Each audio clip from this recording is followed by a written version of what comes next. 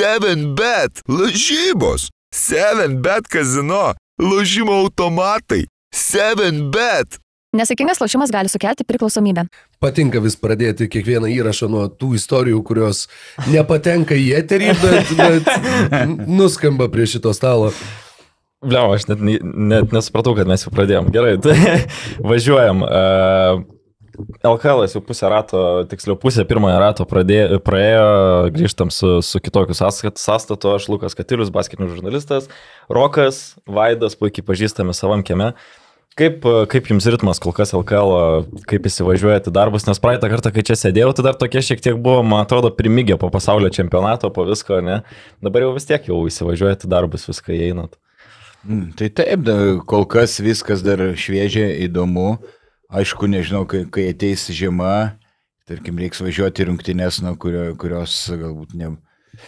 Vyksi vieną krepšį, tai būna tokių rungtynių natūralu, kur jau reikia sukandus dantis nuvažiuoti, bet tokių mačų nėra daug. Dažniausiai vis tiek kaip maža šventė, tas komentavimas, ar kartais ir didelė šventė. Mhm.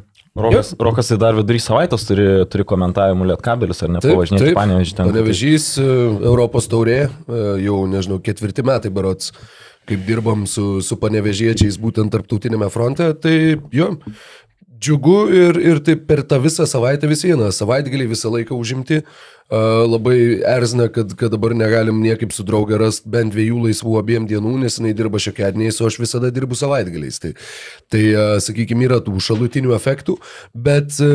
Jo, tai vidury savaitės Lietkabelis, dar būna šitos Karaliaus Mindaugo taurės turnyro grupių etapo rungtynės, irgi vidury savaitės, tai tų važinėjimų tikrai daug. Bet nežinau, tu Vaidai sakai, nežinai kaip žiema bus. Žiema, tai man kaip tik iš vis žiema, krepšinis yra tokia atgaiva. Bent kažkas juda, bent kažkas, žinai, nėra tam tokiam žiemos sąstingyje, tamsoj, kur visi taip, viskas taip lėtai tempėsi. Tai man žiema, krepšinis iš vis yra tiesiog atgaiva sielai. Ką aš turėjau daugiausiai omeny, tai vairavimą. Tu nevairuoji, bet, sakei, patinka vairuoti, gal laikysi teisės ir atsimeni kažkada iš Utenos, kai grįžom per Pūgą, keliai nepravažiuojami kažkur aplink ratais. Ar 2,5 valandos važiavom? Taip, per Rūkmerį kažkur, dar kažkur klaidžiom, tai... Esam ir nuo kelio nulėkęs iš Lietkabelio grįžinėdami, tai jo, žiemą vairuot džiaugiuosi, kad nevairuoju, bet iš kitos pusės jo, ir net ir tada, kai atvažiuoju, kai atrodo, kad tos rungtynės, pažiūrėjau, nebūtinai, kad bus į vieną krepšį, bet atrodo, tokios bereikšmės, apie ką čia iš vis ten, tų žiūrovų nėra. Ir tiks, prasidėjus rungtynė man vis tiek visą laiką čia yra kažkokia lietuviška meditacija, yra toks genuose ir tiesiog per visą gyvenimą įprotis, kad įsijungia tą ginčio kamuolį, kai jau išmeta, įsijungia galvoj kažkoks kitas režimas, kur nebelieka nieko aplinkui. Aš nežinau, kiti, pavyzdžiui, matau, kad komentatoriai, kolegos mėgsta, nežinau, minutės pertraukėlę, jie ten atsidaro messengerius, kokius susirašinėja su kažkuo. Aš tiek įkrentu, kad man būna, kad aš net nematau tų žinučių, kur man rašo, pavyzdžiui, iš pačios lygos žmonės, kad ten pasakyk tą ir tą. Nes aš tiesiog nieko neatsidarau, man būna, tu atsidarai, tada žiūri statistiką, kad tu sugalvotum, nuo ko tau pradėti grįžti po tos pertraukėlės ir tu tiesiog kaip lenktyniniam žirgam, kur uždeda tuos tokius ant akių, kad jie nematytų nieko kito, tai man automatiškai toks pats įsijungia ir sakau, tai važiuojant kartais būna, kur atrodo važiuoti, trenktis kažkur, bet tada suvoki, kad aš dirbu darbą, kur žmonės dažniausiai nemėgsta važiuoti į darbą, nemėgsta eiti į darbą, dirbti. Tai aš turiu labai didelę likimo dovaną, kad aš tokios kančios neturiu, man priešingai. Čia man panašiai, tai aš per minutės pertraukėlės taip kartais pasižiūriu messengerį, kažkas iš lygos rašo ar šiaip kažkas nutinka, taip kaip Rokas, taip visiškai gal negaliu atsiriboti. Aš irgi turėjęs tų kelionių labai daug, nes irgi tas žurnalistinis darbas pareikalauja ir į tą Panevėžį nuvažiuoti ir į Kauną ir būna, kad pirmą nakties turi važiuoti greitkeliu ir tie keliai ir pašalę būna žiemą ir viską. O kas gerai yra, kai šalta, kai grįžti po darbo, šiek tiek nusiraminti ar ne, reikia tai Puodelis arbatos. Nu, čia nežinau, aš kad ir grįžtų naktį, kur nors iš, nežinau, iš Panevėžio ar iš to pačio Kauno, prieš eidamas miegoti dar pasidarau arbatos ir tik tada einu miegoti. Ir galvoju šiandien jums pasiūlyti vyrai arbatėlę, kuri ir jums turėtų patikti. Tai mūsų rėmėjas žolinėlis. Visokiausių. Gal pradėsiu nuo šaltalankių. Man šaltalankiai iš tikrųjų yra toks gan lietuviškiausias, gal sakyčiau, dalykas. Ne tai, kad vaisius, kas yra šaltalankis, uoga gal. Uoga. Štai spalva arbatos yra tokia, kaip matote mano rankoje, šį tikrą egzempliorių šaltalankių šilto gėrimo. Tai vat būtent, man jisai toksai grinai asocijuojasi su lietuviškumu, ką žolinėlis ir sako, kad tai yra arbatos pagamintos puoselėjant lietuviškos arbatos tradicijas. Ir apskritai tai yra labai, labai skanus gėrimas, nes jisai yra ir saldus, ir gaivus. Tai kad ir jisai karštas yra, bet labai tokį gerą užduoda toną dienai. Tai pasižiūrėkit, šį Paidai, tu arbatos mėgėjas? Aš labiau kavos mėgėjas, bet ir praeitą kartą sakiau ir šį kartą, vakarė vėl gėriau žolinėlio ramunėlio arbatą, nes jinai ramina ir padeda man užmigti geriau. Nu, tu kai išgeri 16 kavos per dieną, tai tau reikia turbūt nusiraminti prieš miegą. Tai va, būtent dažniausiai prieš miegą geriu ramunėlių arbatą, bet mes perkam ir kitokią žolinėlio arbatą, ne tik tą, nežinom, kad jinai labai sveika. Čia spanguolių yra dar koncentratas, čia jeigu kada nors pasakytų tau, kad spangsti daug, tai galėtum atsigerti spanguolių arbatą ir sakyti, kad dėl to. Spangstu visada. Taip, su imbierų citrinomis, visokiausio pasirinkimo. Taip pat yra funkcinės arbatos, to jau parodysiu pavyzdėlį kokį nors vieną. Ta, kur ištraukiai moterims, tai irgi buvo funkcinė, ar ne? Taip, buvo funkcinė, taip, vyrams. Ar ne? Gali padėti palaikyti prostatos funkciją. Tai tik tais norėčiau pabrėžti, kad rekomenduojama gerti ne jaus kažkuo susirgus tas funkcijas arbatas, o tiesiog profilaktiškai palaikyti tipo, tam ritmui ir sveikatai. Ir potenciją gal didina. Ir visokiausių tų funkcinių arbatų yra nervus, relax, sušalus vyrams, kaip ir minėjau, tai tikslingai atrinktos... Sušalus vyrams. Tikslingai atrinktos, sukomponuotos ir išdžiovintos žolelės, kurių geriausios savybės gali padėti sušvelninti peršalimo, kosulio, virškinimo sistemos ir kitus sutrikimus. Ir visą tai pasitelkiant liaudės medicinos tradicijas bei derinant skirtingus žolelių mišinius. Tai va, dar kažką apie... norėjau paklausti, ar kažkaip kelionėse, kai keliaujate į LKL, būna, kad pasidarot arbatos pačioje arenai, nes aš buvau nesenai Panevėžyje. Ir Martynas Purlys tiesiog pakvietė užeiti ir į tą kambariuką ten, kur užkandžiai visą kitą pasidaryti arbatos ir viską. Tai galiu pasakyti, kad Panevėžio arbata visai nieko. Jūs... Prašau, Panevėžyje aš kol kas tik tai kavą dariaus, o arbatai gavau irgi kaip tik nuo draugės dovanų termosiuką dabar. Tai pradėjau visai neseniai, vakar važiavom į įrašų studiją su Freestars, tai įrašų studijoje su šilta arbata labai labai gerai ir balsų gerai ir viskam ir labai džiaugiausi tokių sprendimų. Taip, ir dar visokių čianais yra balkšvųjų gysločių labelės, pavyzdžiui. Tai skaidulų šaltinis, kuris gali padėti palaikyti normalią cholesterolio koncentraciją kraujyje. Taip, va čia man. Čia jo aktualu prie šito stalo tikrai. Šitas smulkintis ir iškart kažkaip greituoju būdu vartot. Smulkintos margainių sėklos, ar ne, gali padėti palaikyti normalią kepenų ir širdies funkciją. Irgi, kiek žinau, Vaidai. Čia iš tikrųjų visus, kiek tu perskaitai, kas ką daro, tai prie visų galėjom. Man Vaidai. Nes aš jau senioras, jau visi galai suirė, tai reikia kažkaip gydytis žolinėlio arbatom, reikės tą daryti. Tai jau pavėlavai, jeigu jau subirė, reikėjo profilaktiškai gerti. Dabar jau... Tai geriau vėliau negu niekad. Bet jau žinai, iš berto smėlio jau atgal į laikrodį nebesudėsi. Tai va, į dantų pasą, į pastos tubelę atgal nesukižiūrė, kaip sakė. Taip jau su tom tubelėm būna. Čia dar. Tai asortimentas labai didelis, tikrai galima rinktis iš visko ir norėčiau pasakyti, kad dar ir nuolaidėlę galite gauti, tai visų jų produktų ieškokite visose prekybos centruose, žolinėlio turiu omeny, arba jų elektroniniai parduotuviai onelife.lt. Visas One Life. Visą spalio mėnesį visai žolynėlio produkcijai 40% nuolaida, o su kodu BasketNews10 dar papildoma 10% nuolaida. Tai iš viso 50%, galite pusę kainelės nusimušti. Skaičiavom, žinau, kad neišeina 50%. Nes nesisumuoja, jeigu tu nuo 100 turi 40, tau lieka 60 ir tada nuo jos 10% yra 54. Tai neaišku, kaip tenai skaičiuoja, bet teoriškai tai gali būti, kad tai yra 46% nuolaida kartu sudėjus, arba galbūt, sakau, priklausomai nuo to, kaip viskas yra skaičiuojama. Pasižiūrėkit, OneLife.lt, nueikit pasiskaičiuosit, aš manau, kad tikrai tenais kainos tikrai nesikandžia, ypač su tokiom nuolaidom. Mes, kadangi statistikos ekspertai, tai mums parūko. Ypač tu. Tai bet jeigu išgersit arbatą, tai aš kadangi taupau labai, tai neišmes kito, aš mėgsiu tą popieriuko antroką geriau. Žinote, yra terminas antrokas, kai antrą kartą užsiplikai. Antrokas. Antroką geriau irgi. Ok. Tai va, perinant prie krepšinio, man atrodo, kam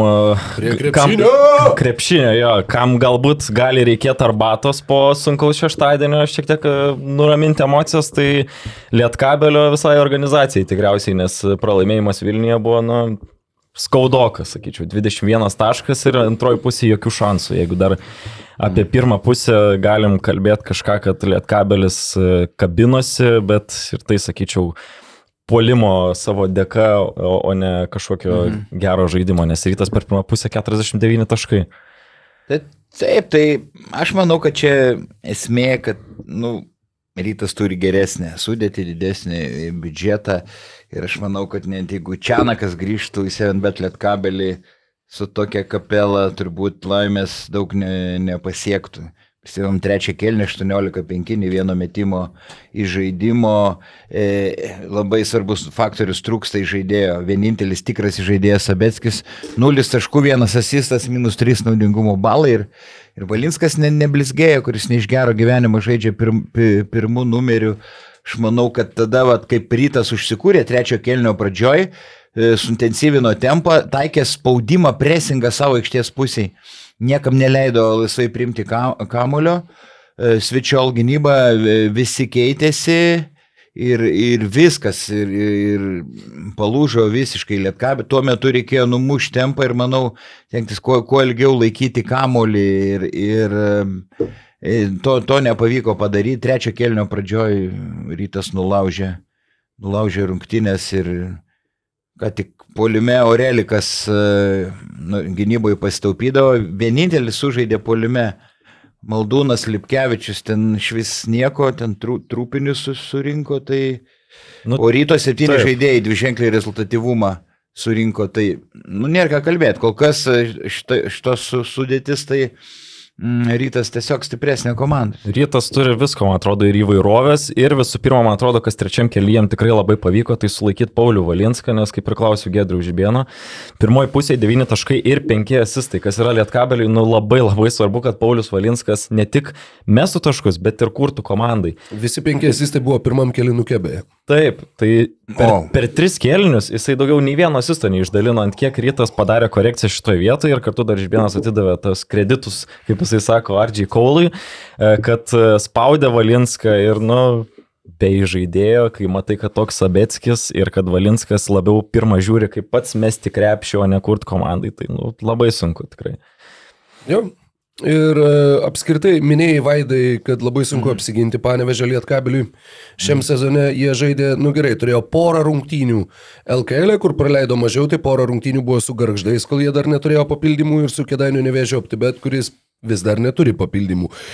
91 taškas prieš Neptūną, praleistas 92 prieš Pasvalį, 105 prieš Wolves, bet čia su 2 pratesimais, bet vis tiek koksai skaičius, 94 prieš Vilniaus Rytą, Europos taurėje 99 prieš Ulmo Ratio Farm. Tai tas praleisti 90 taškų yra faktiškai dažniau negu net. Taip, daugiau negu savo pusėje rungtynių žaistų šiame sezone Panevėžys praleido bent po 90 taškų. Tai yra skaudūs kosminiai skaičiai.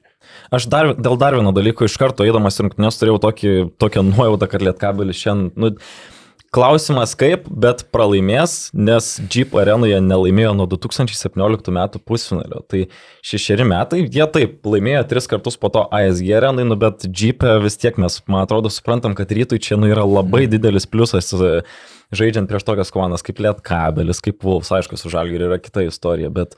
Minėjai tą 2017 pusfinalį, aš bijau suklysti, bet buvo bent jau vienu metu tikrai buvo faktas, kad panevėžiečiai nebuvo apskritai niekada laimėję Vilniuje. Tai gali būti, nesu garantuotas, bet gali būti, kad ta pergalė 2017 pusfinalyje Jeep'e yra apskritai jų klubo istorijoje vienintelė pergalė Jeep'e. Gali būti taip. Kaip ir sakiau, ASG tikrai yra laimėję ir ne kartą, bet... Finalo serijos buvo gerų. Citadelė KMT pusfinalį. Rytas nusprendė Jeep'e žaisti. Jo, tai irgi buvo ASG. Bet to pačiu... Dar ne ASG buvo. Siemens, All-Star Game, whatever, tam pastate. Bet tuo pačiu aš norėčiau ir pažymėti, kad man Rytas iš tikrųjų patinka šitą sezoną, ypač taip, kaip jie yra susikomplektavę. Matant, kaip pernai jie pradėjo sezoną su kojo komplektacija ir kaip jinai po to keitėsi, atvyko Gorhemas, išvyko Williamsas, turėjo, visokių buvo permainų. Kendailas McCallumas. Taip, Kendailas McCallumas atvyko, praktiškai komanda pradėjo lipdytis tik jau nuo playoffų starto, kaip ir minėjo tada Giedrius Žibėnas.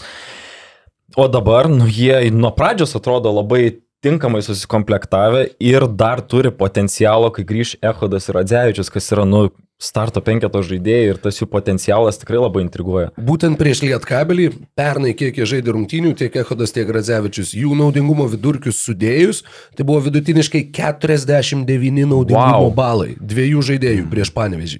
Tai Rytas žaidė be 2 žaidėjų, realiai be 50 balų vidurkio vidutinio ir vis tiek sulupo komanda 21 taškų.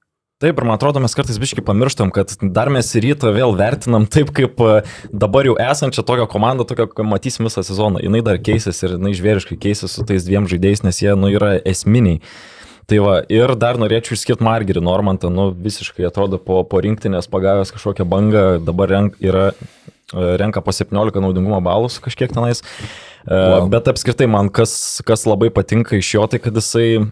Bent jau tiek, kiek stebėdavau jį praėjusį sezoną, tai būdavo ir kažkokių perdėtų emocijų ir per dažnai rinkdavosi lengvesnį sprendimą puolime, tai reiškia, dažniau būdavo tas tritaškių metikas, kai esu laisvas metu, o dabar labai man patinka jo įvairovė žaidžiant. Ta prasme, buvo tas prasiveržimas pirmam kėliny, kai jisai su kontaktu kairė ranka užsibaigė, dešiniarankis žaidėjas. Tai labai stipriai atrodo Margeris, ką tu galvoji apie Margerį? Iš pradžių atrodė jautėsi nuovargis, pradžioj sezono jis strigo šiek tiek, bet dabar tai tikrai ant didžiulės bangos. Tai kalbant apie Rytą, aš galvoju, kartais... Aš dar irgi norėčiau apie Margerį pasakyti, jeigu galima. Galima. Vienas dalykas, įspūdis, kuris išliko, tai yra, kai po 2 kėlinukų reikia pakalbinti komandos žaidėją, pirmaujančios komandos prieš tai, vėliau atsiliekančias, sakyčiau, iš tokių kažkokių labai mažų detalių, net negaliu pasakyti, kuo tiksliai, bet labai jautėsi, kalbant ne pirmą kartą, kalbini žmogų, jautėsi toks brandos ir atsakomybės, tokia atmosfera tiesiog iš visko, iš kūno kalbos manieros, žodžių parinkimo. Atrodo, kad būtent tas pasaulio čempionatas su rinktine labai, sakykime, pastumėjo būtent brandos atžvilgių Margerį Normantą, kad jis dabar jau ir pats dar kitaip jaučia savo vertę, jaučia savo atsakomybę ir kitaip jaučiasi tiek aikštelėje, tiek atrodo, kad ir už jos ribų. Tai tas toks maža detalė, kurios galbūt nelabai pasimatė žiūrovams ar transliacijai, bet jinai pasijuto, taip tiesiog kalbant akis į akį ir va šitą irgi norėjos pabrėžti, nes tas irgi paliko įspūdį. Taip, dar apie Rytą kalbant, tokio atrodo, nėra vieno žaidėjo super sniperio, bet yra labai daug galinčių neblogai pataikyti iš toli. Ir Masiulis, Uleckas, Hornsby, Kaulas, tas pats Margeris ir Gorhemas gali pataikyti tokių. Tik viena bėda, aš galvoju, kartais gali iškilti šį sezoną, vis tiek nėra žaidėjo. Tokio kaip Fosteris, žvėries žaidimo 1-1. Kaulas taip staigus, bet jeigu jam uždarai gerai kairę pusę, tai jis jau netoks tampa pavojingas. Nėra tokio, kur vienas gali nulaužti rungtynių eigą pabaigoje, va tokio galbūt žaidimo, pagyventi. Bet žinai, čia yra va ta situacija. Pernai lygiai taip pat žmonės šnekėjo, jie labai yra priklausomi nuo Fosterio. Vat yra Fosteris ir jisai vienas traukia. Šiais metais nėra Fosterio, žmonės šneka, bet jie neturi tokio kaip Fosteris. Blogai, kad neturi tokio. Čia niekada nerasi, man atrodo, gerą balansą. Kažkaip labai, labai taip, juokingai skamba.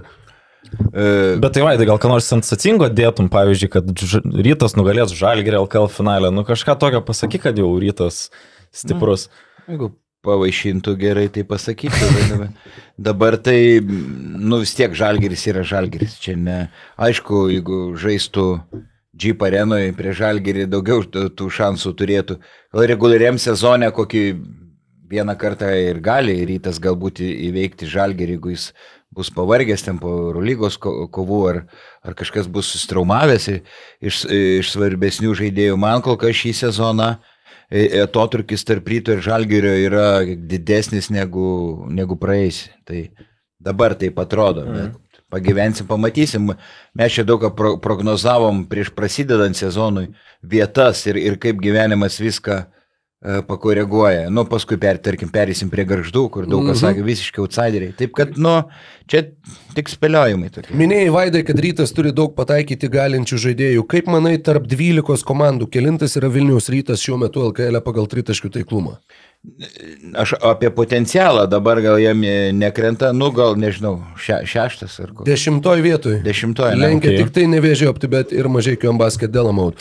Apskritai, ta jų būtent metikų sezono pradžia, jinai tą ir rodo, kad, sakykime, yra žaidėjų, kurie gali pataikyti, bet tuo pačiu tie žaidėjai kol kas labai stipriai nepataiko ir tai dar parodo, kad komanda puolime, kuri meta ir taip daugiausiai taškų lygoj, jinai gali tų taškų mes dar daugiau, jeigu tiesiog susimes savo metimus. Skaičiai kai kurių truputį pagerėjo po praeito mačo su Lietkabeliu, bet Normantas meta puikiai 57%, 16 iš 28 tritaškių yra visiškai kosminiai skaičiai. RJ Kaulas taip pat pasižymi gerų taiklumų, 9 iš 17, 53%. Bet Arnas Veličkas 7 iš 24. Aš Veličkas neminėjau prie... Bet tiesiog, tarp daugiau metančių žaidėjų. Džestinas Goramas 3 iš 15, Kytas Hornsby 6 iš 27. Bet čia labai keista. Lukas Uleckas 4 iš 22. Gytis Masiulis 2 iš 11. Tad netgi ir tie pataikantys žaidėjai, ir minėjot, kad labai keista dėl Hornsby, bet sakau, jie dar nepataiko savo metimų. Aš netikiu, kad sezono gale jie visi mes iki 30% taiklumų, kaip meta dabar. Aš manau, kad tas taiklumas Ryto gerės tritaškių. Kaip pavyzdys, kažkada buvo ar anas, ar dar kur Skučas ten tritaškius metė 40 ar daugiau, bet sakau, kažkiek sekasi Fortuna kažkur kitą sezoną ar praeitą 20% ar kiek tie tritaškiai.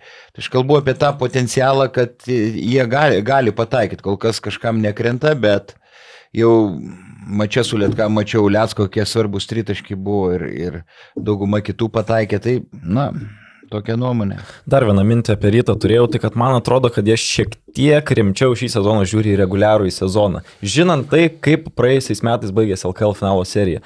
Praėjusiais metais tikrai labai daug nulėmė namų aikštės pranašumas. Tai Žibėnas tą pasakė, kad taip, pritruko namų aikštės persvarą. Ir viskas, ko jiems pritruko realiai, kad laimėtų tą finalą. Tai dabar jie pasiėmė 6 pergalės ir pagal tą praleistų įmestų taškų santykį lenkia kol kas Žalgirį. Jie stengiasi surinkti kuo įmanoma daugiau pergalių, kad ir tikėtis, aišku, kad Žalgiris kažkur pames pergalį ir matom, kad tai nėra taip nerealu, net ir su Nevėžiu, grįžtant ten po 2 savaičių ir taip toliau.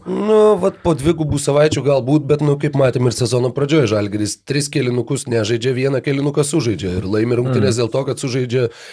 Prieš tai buvo 4, po to matėm 1 kėlinuką, kai žaidė su Jonava, su Kėdainiais, man atrodo, irgi jie pradžioje truputėlį atitrūko. Bet žinai, jeigu tu prisileidi varžovą arti, visą laiką yra tikimybė. Tikimybė, bet yra ir tas meistriškumas ir tuo pačiu tas, kur jungia, kaip sako, dabar jau žaidžia Eurolygos režimu. Tai taip ir yra. Ir tu išlaikyti tau to maksimalaus susikaupimo ir to maksimalaus talžymo, kad tu čia visus nunešinėtum 50 taškų, jo tau jisai netgi kenksmingas būtų kažkuria prasme dėl to, kad būtent, kad žaidėjai, jie negali tokiu intensyvumu nuolat drožtis, nebent tu ten kažkaip labai genialiai sudėliosi tą rotaciją, kad ten visi žais po 15 minučių, bet vis tiek neįmanoma yra išlaikyti, kur tu buvai Madride, tada buvai Vitorijoje, dabar varai į Pasvalį ir tenai ardykis taip pat prie tų 400 žmonių, kurie susirinkė. Nu, tiesiog tai yra psichologiškai, nu, faktiškai neįmanoma. Tai, sakau, jeigu jie vat, kažkur prasileistas rungtynės, tada galėsim kalbėti, kad, nu, vat,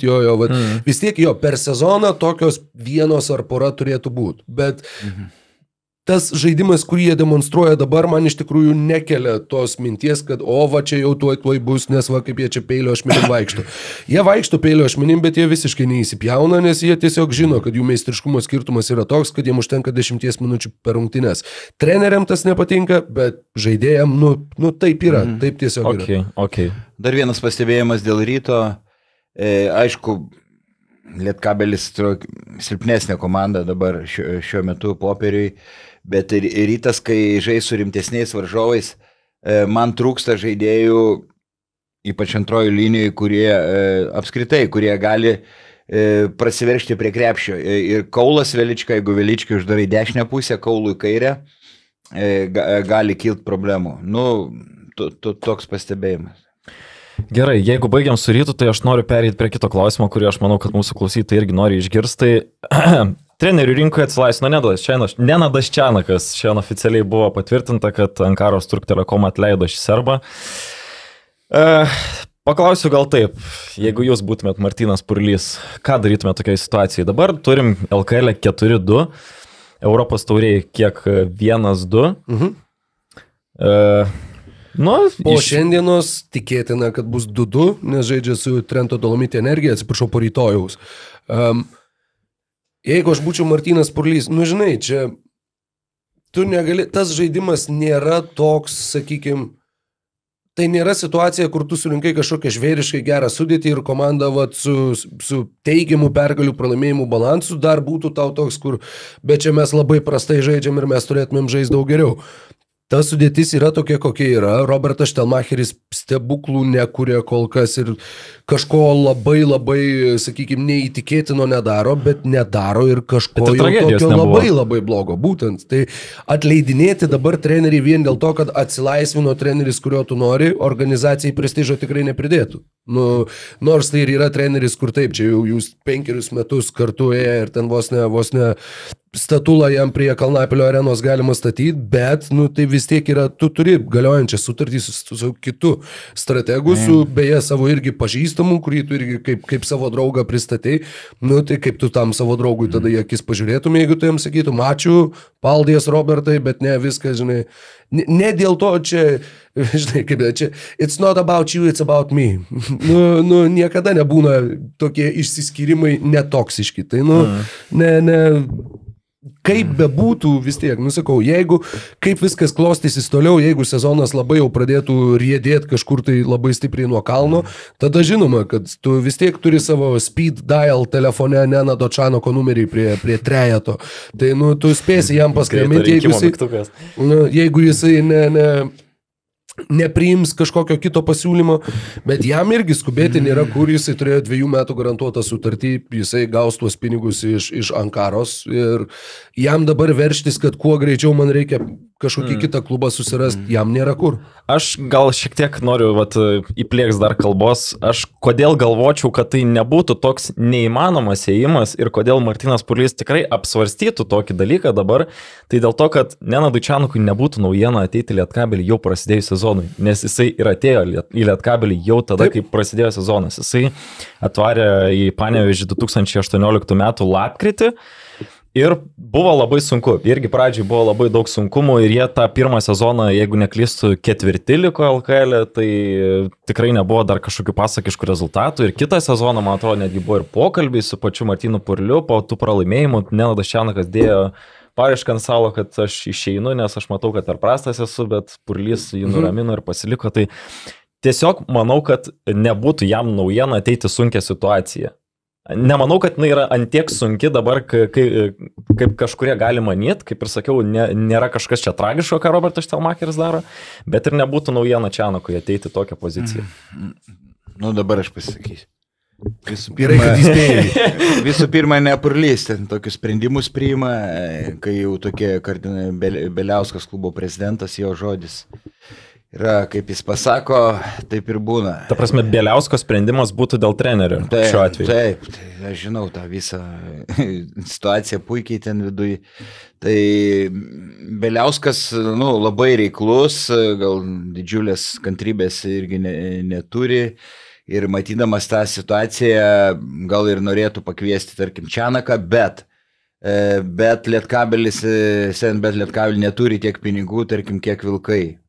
Ir jų biudžetas yra ribotas, o tuo tarpu, ir Vilkų radare buvo ir Čianakas ir anksčiau. Tai tu, Vaidai, Kęstutį Kemzūrą atleidinėjai? Ne, jis man vieną kartą sakė, Panevėžį, sako mane atleidinėjai. Žemelis sunkiai prognozuojamas klubo savininkas. Jeigu dar vienas kitas pralaimėjimas panašus kaip Paryžiui, tai... Šiandien su Bešiktašu žaidžia, tai įdomu. Taip, nepavydžiu Kemzūrai, iškrito Žagaras, vienas svarbiausių žaidėjų. Tayloras dar nelošia, Gagičius, toliau jam ten čiurnas skauda ir kas dar kažkas iškritęs. Tai, Iškevičius nežaidžia. Iškevičius, pasveik čia gal jau ir žais, tai aš jam nepavydžiu. Ir sakau, yra trenerių darbas yra, kaip vaikščiojimas ties bedugnės kraštu.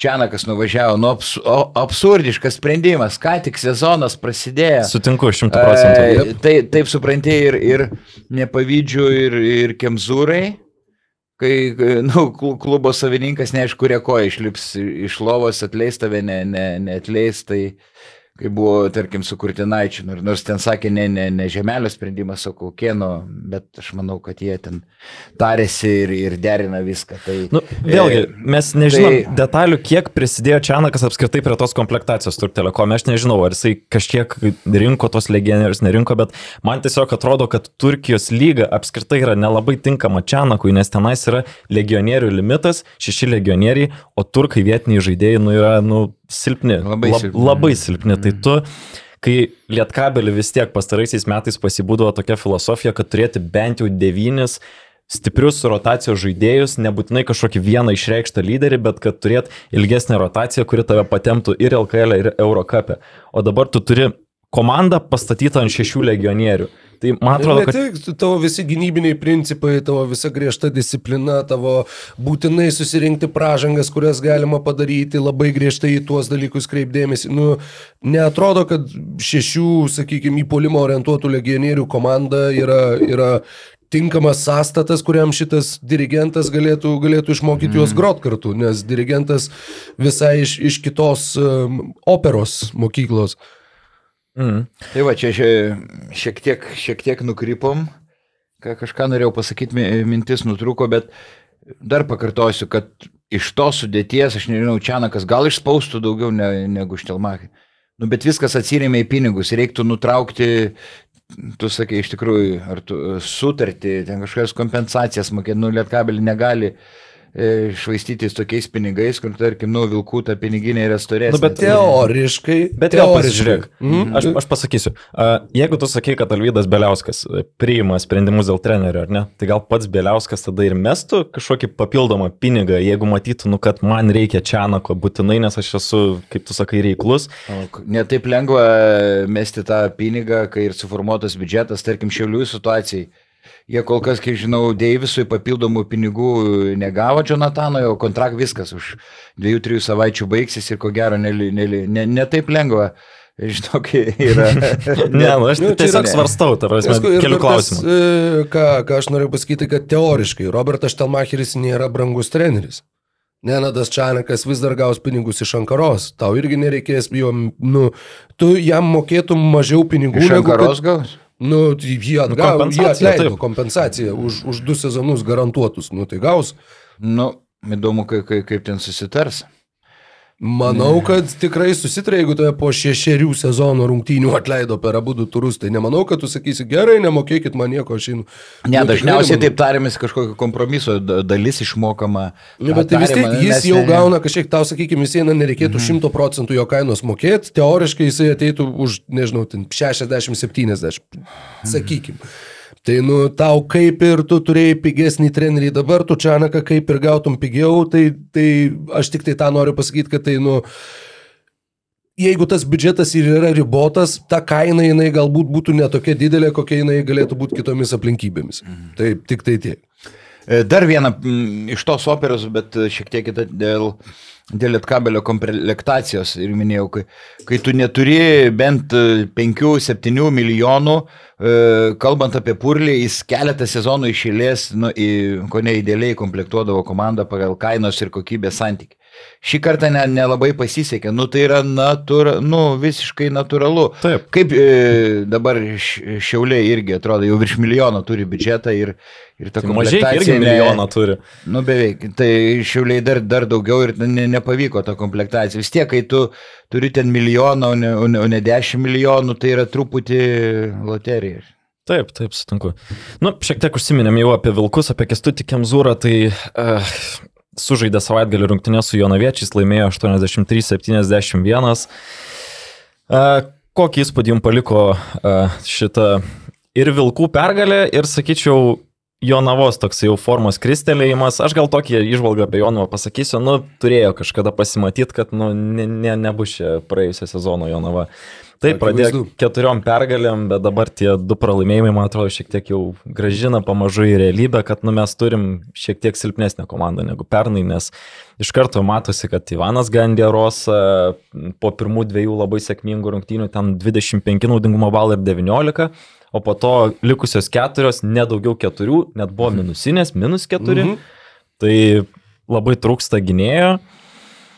Ir aišku, Vilkai pagavę šiek tiek, Rašydas Sulaimonas gal taip išskirčiau. Sulaimonas, man atrodo. Taip, pagavęs labai gerą formą, LKL 23,5 taško vidurkis ir mažiausiai kol kas LKL įmetė 16 taškų, tai labai gerą skorerį turi Vulfsai savo sudėtyje. Ką tu, Vaidai, gali pasakyti apie Jonavą, apie... Taip, pritariu, jeigu jie su tos sudėtim, tarkim, liktų 6 reguliariam sezonė, tai būtų nuostabus rezultatas. Jeigu 5, tai jau čia, nežinau, tada reiktų aplenkti Lietkabelį ar Uteną. Tai čia be kalbų, ir Šeškus tą pripažįsta, jis ir dėl Liuiso kalba, kad renka daug taškų naudingumo balų, bet sako, iš kur? Pasižiūri statistiką, aš apakė, sako, iš kur čia jis tiek įmetė, tiek naudingumo, Glinui Watsonui savo pirmtakui neprilyst, staigumu, tai ne tik ir priekinė linija, Hughesas lėtas, greit pavargsta, papildomai kilogramų, Marelė visiškai kontakto vengia, kamuolius jie pralaimėjo 2-2-3-8, o puolime Vilkai nusėmė 17, Jonava 6. 17-6. Tai čia lygint galima ne tik puolime atkovotus, jeigu tu sakai 22-38, tai po Jonavos krepšių Vulfsai nusėmė 17, o Jonava 16. Man visada iškalbingiau skamba ta statistika, kad po vienu ir tuo pačiu krepšiu besiginančios komandos, besiginanti komanda nusėmė mažiau kamuolių negu atakuojanti komanda. Tai iškalbingas skaičius. Bet ir vėl čia nais turbūt reikia ir sugrįžti, kad Jonava vis dar ieško žaidėjo rinkoje. Ir ten buvo ir kalbu apie Artūrą Milaknį anksčiau, ar ne, kad kažko laukia. O, prisiminiau, pateikė pasiūlymą Šarūnui Vasiliauskui, mūsų kolegai. Aha. Taip, ir kitą pasiūlymą jam pateikė Pasaulio pieno žvaigždės. Geras. Aš su juo kalbėjau, jis pamastė, sako, ne, vis dėlto ne, užtenka, žinai, ir nori ir šeimai dėmesio skirti, ir pailsėti, sako, savo, žodžiu, gavo du pasiūlymus, toks nukrypimas. Jonava ir dabar dar šį sezoną kvietė, bet jis, sakė, nemesiu komentatoriaus darbo, jam patinka, neblogai sekasi. Tai va, tai, sakau, vieno trūksta, bent jau svarbiausio dalyko trūksta, kaip sakydavo Šaras, mažo ir aštraus, kuris, tai galima surasti, dabar gal sunkiau, kurie nėra aukšti, jų kaina dėl to, kad jiems sunku susikeitimų gynybai, kurie po 1,85 m. Ir jie nėra labai brangus, bet, kur būtų staigus, draskytų gynybą. Galbūt ištrauks. Glinas Watsonas irgi ne nuo sezono pradžios žaidė Jonavoje. Gal ištrauks kažką. Nes Virginijus Šeškus sakė, tiem žaidėjim tikrai turi ir tu minėjai apie tuos riboto biudžeto klubus, kuriems komplektacija vis tiek yra kažkokia loterija. Iš dalies kartais. Tai Jonavos pernykštė sakykime, legionierių atžvilgių, Geretas, Watsonas ir Huskičius, čia bus turbūt, nežinau, per artimiausius gal 5 metus vis tiek bus geriausi, kada nors Jonavoje žaidė legionieriai. Yra ir tokia tikimybė, nes jie tikrai buvo fantastiško lygio krepšininkai, kurie sužaidė nuostabius sezonus, visi 3. Laksa irgi buvo produktyvus ir lietuviai tenai žaidė, irgi turėjo gerus sezonus. Dabar va, ta situacija keičiasi, ir tau 2 metus iš eilės pataikyti, kai tu keiti tiek daug komandos, kas liko Šeškus ir Kreišmuntas iš žaidėjų. Taip, viskas. Tai ištraukti vėl viską va taip, kad tau vėl taip susiklijuotų ir dar nuo sezono pradžios. Reikia ir sėkmė šiek tiek, fortūnos pagalbos ir Net ne šiek tiek, mano manimu. Ir, blemba, ką noriu. Nepaėmė Majausko, galėjo paimti Majausko, dabar kaip Garždai patenkinti Majausko, kaip jis tik pirmą mače šiek tiek tenai tuštokas buvo, bet kitose rungty jis viską daro, 3 taškį pataiko, nugarą žaidžia, kovingas, gelai dėl kamuoliukovo ir kai perėsim prie Garždų, tai pasirodo, aš nebūčiau patikėjęs, kad Majauskas pagrindinis žmogus, kuris kūrė mikroklimatą, rūbinį atmosferą. Ir jis man nebuvęs LKL. Taip, jis man atrodė, bet kai Garždų keli atstovai papasakojo, jis man atrodė toks nutilenis, nieko panašaus. Ir ta atmosfera, jie laimėjo prieš Šiaulius, užleido garsiai muziką, rūbiniai, visi tenai, wow, ten sakė atmosfera, čia nukreipimas. Laimonas Iglinskas sakė, kad irgi po laimėtų, dabar galvoju, KMT rungtynių, kurie laimėjo irgi paskutinių metimų prieš Mažeikius. Sakė, kad Aurimas Majauskas ne tik, kad, ką sako, mums jis yra kaip trenerių štabo 3 asistentas. Nes jie dirbo tik tai 2. Jėzau, užkrito pavardė, atsimenu vardą, bet žmogus, kuris vadovavo Gargždam, kai jie prie Žalgirį žaidė, Lukas Aleksandravičius. Jie žaidžia, sakau, treniruoja 2 su Laimonu Iglinsku, tai sakė, kad Majauskas mums yra tuo pačiu ir kaip trenerių štabo papildymas, labai didelis. Tai jo, nuostabus ėjimas ir mes šnekam labai daug. Ir Jonavoje galėjo. Vat neaišku kas, nežinau, taupė pinigus ar dėl kitų priežasčių. Čia, žinai, į galvas žmonių neįlysim. Man atrodo labai puikia proga iš karto tada ir judėti prie Gargždų. Judėkim prie Gargždų, aš nemaniau, kad mes kada nors su tokiu entuzijazmu šitam sezone apie Gargždus kalbėsim. Buvo labai prasta nuotaika apie Gargždus, atsivedu tas pirmas laidas, tai aš galvoju. Gargždus čia termiškai, Gargždų, bet man patinka. Gargždus. Tarmės man patinka. Palauk, aš tau tuoj dabar Gargždus rimtai. Gargždus. Aš nežinau, bet. Gargždai, enter, kirčiavimas, tuoj. Tada jau aš apakė. Man, tai vat, žinai, čia aiškina. Taip, bet žinau, kad aiškina Panevėžietis apie tarmes. Telšius, ne telšius, Aš turiu labai blogą. Gargždus, Gargždams, Gargždų, Gargždus.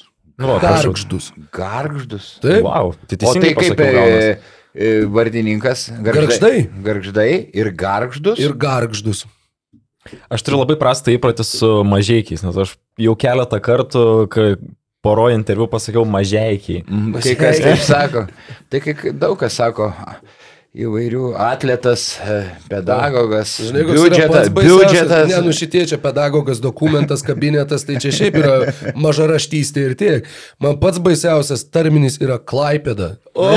Čia Panevėžį. Šarūnas Jasikevičius yra tavo košmaras. Žydrūnas Urbanas laimėjo Panevėžį, visi Klaipėda sako. Kodėl? Saulius nesu Klaipėda. Tu pusiau Panevėžį Klaipėda.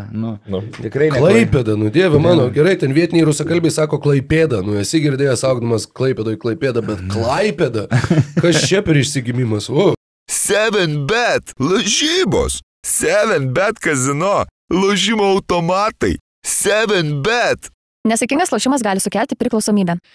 Ką, išsiaiškinom jau, kaip čia teisingai tart tos Gargždus, bet... Ačiū, kolegos.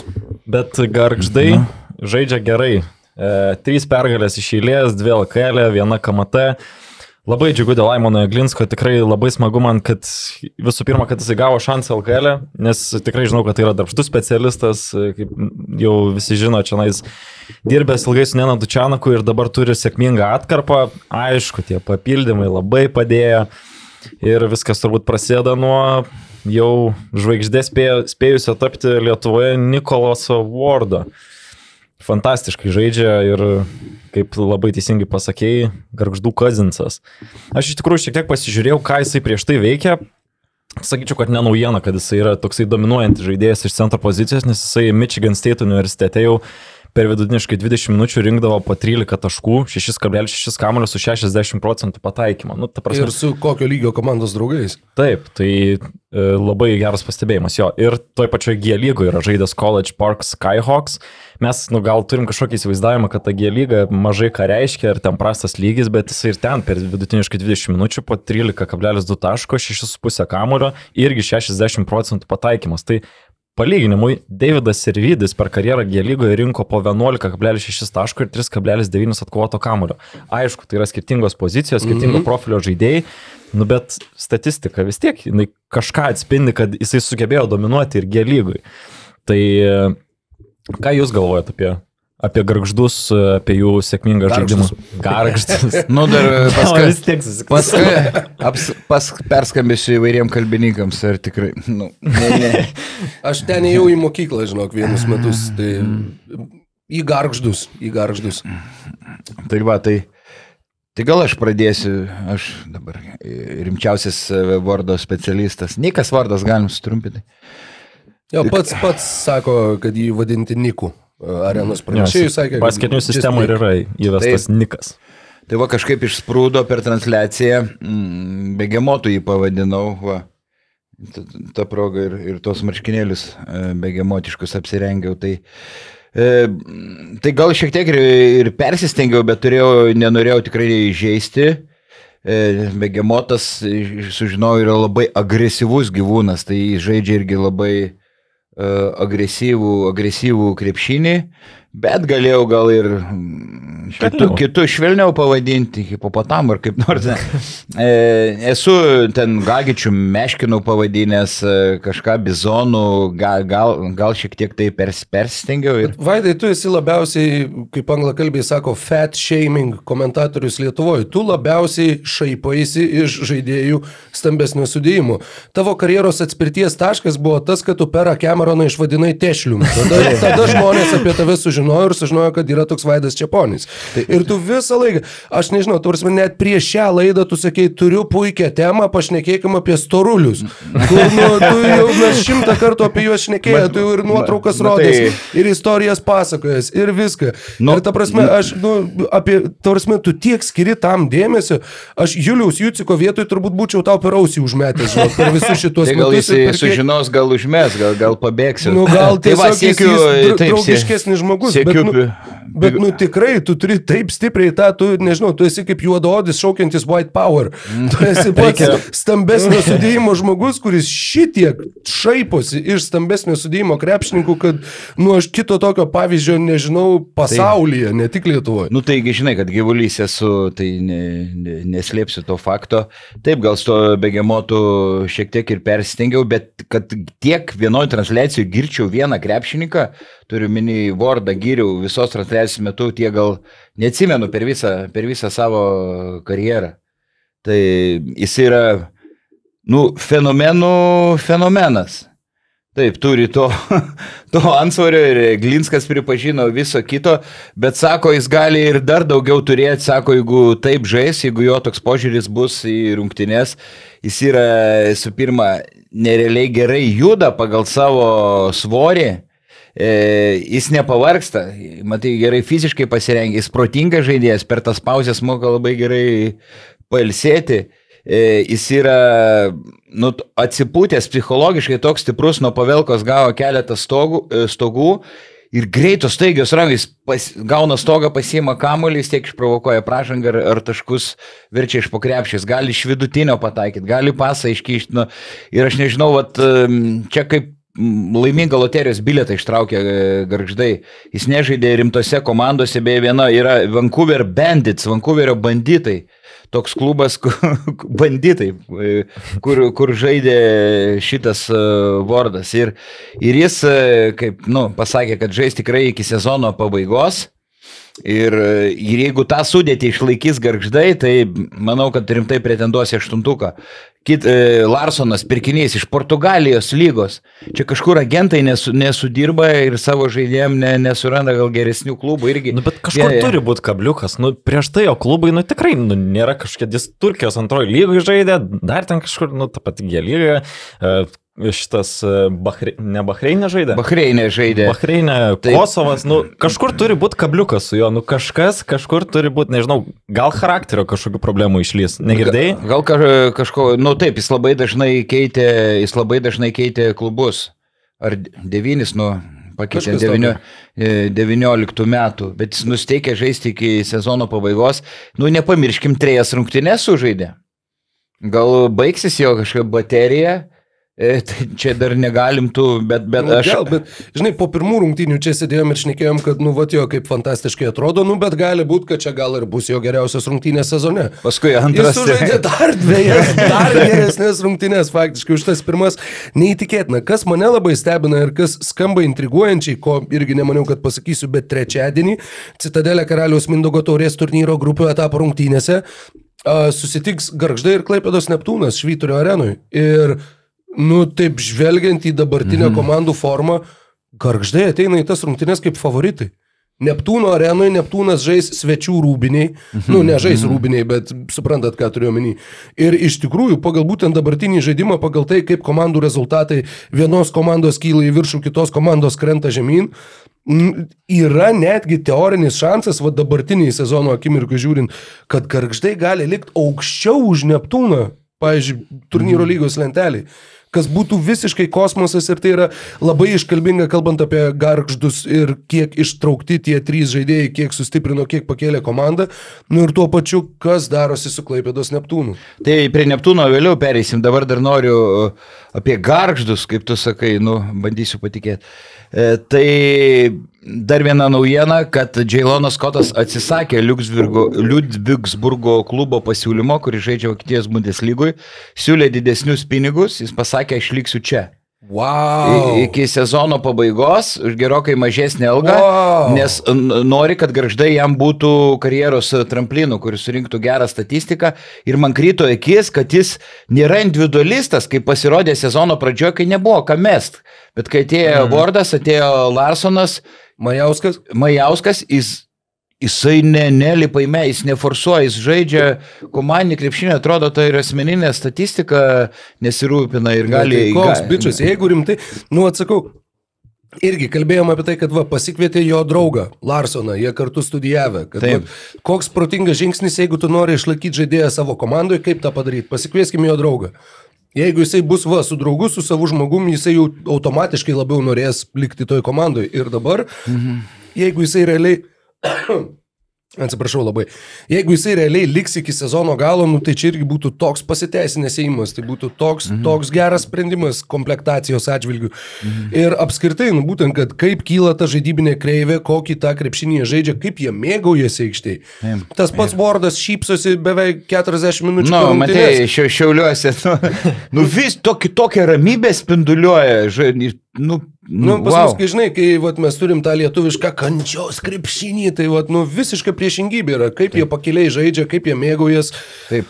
Kol kas, sakau, kiek viskas gali pasikeisti per kiek, kas čia, 4 turai praėjo, po pirmų poros rungtynių atrodė Gargždai, dieve mano, ką šitą NKL komanda čia veikia. Dabar atrodo, kad Gargždai, jeigu pamatysi, žinai, kad savaitgalį bus kelios rungtynės ir vienose iš jų žaidžia Gargždai, jie jau yra tas, kaip NBA yra tas terminas League Pass Favorite, kad ta komanda, kuri jeigu nežaidžia tavo komanda, tai tu žiūrėsi tą, kuri tau simpatiškiausia. Tai jie jau pretenduoja tokia tap. Taip, ir nepamirškim, kad su Šiauliais jų suolas buvo labai strumpėjęs. Mbala vis dar turėtų grįžti, kojos trauma, Kararinas nosį sulaužė per treniruotę. Tai Vordas.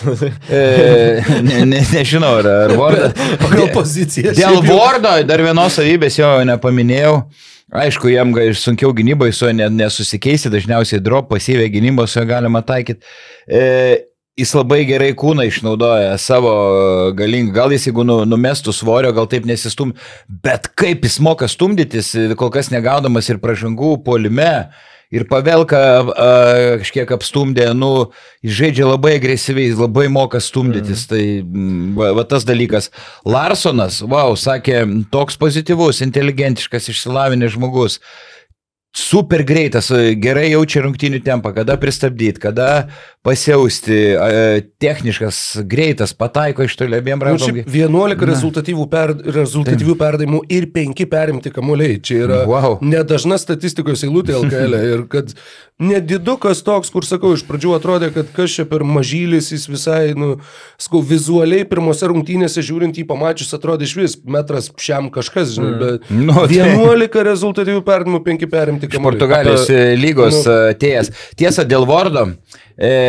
Galimas variantas, kad, tarkim, teoriškai, aš nesakau, kad ten, tarkim, kokie Vilkai pasiūlytų vietoj Gagičiaus, ar ne? Ir pasiūlytų jam gerokai didesnį atlyginimą. Tai mes jau taip, ne? Pradedam jau Čia teoriškai, niekas nesiūlė, tai kalbėjau su... Tu ką tik pametėjai mintį Zavackui, man atrodo. Ne, su Gargždu, tai jis viską mato, stebi, žino viską puikiai.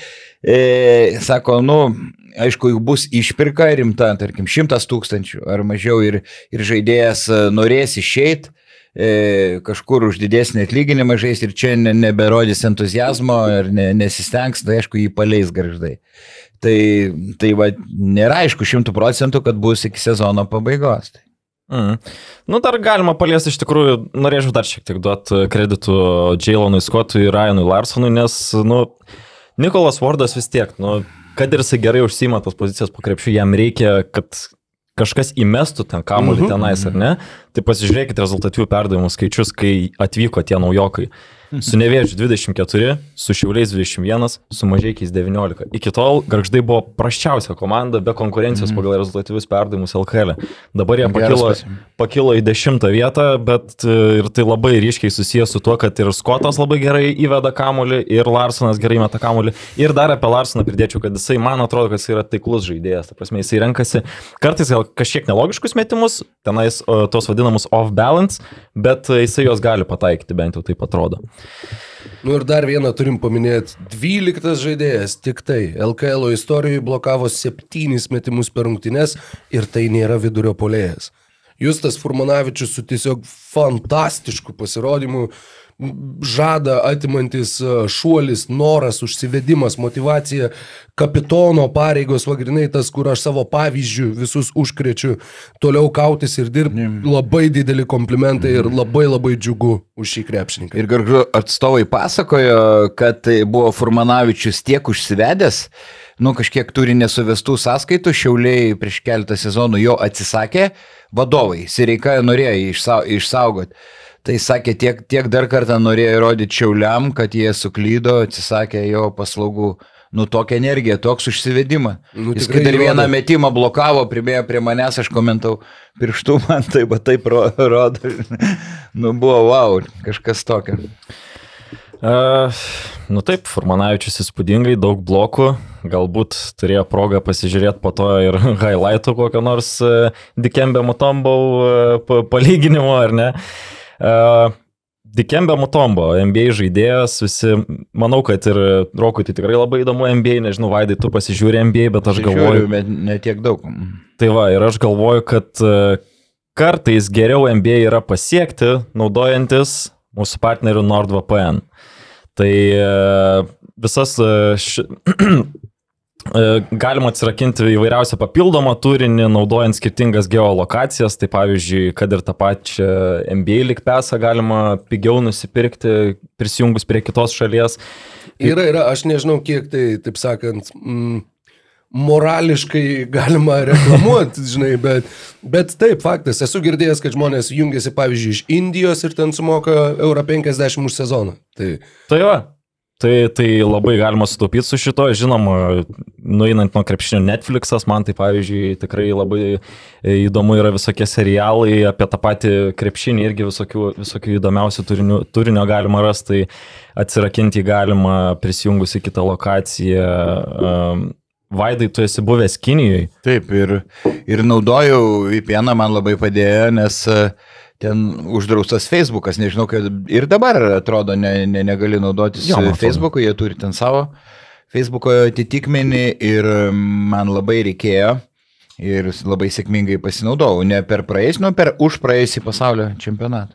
Tai NordVPN galima naudoti ant 6 įrenginių, tai TV, kompiuteris, išmanieji telefonai ir taip toliau, palaiko visas pagrindinės operacinės sistemas, Windows, Mac OS, Android, iOS, Linux, greičiausias VPN rinkoje, tai patvirtinta lietuviškas produktas, irgi labai svarbu. Taip, šita yra detalė. NordVPN yra reklamavęsi, nežinau, 100 podcastų, nežinau, Dungeons and Dragons žaidžiančių, žodžiu, kompanijų irgi live streamuose. Ir po daugybės metų, kai aš matydavau tas reklamas, tik tai po daugybės metų kažkaip tai pamačiau ir sužinau, kad palauk, čia lietuviai?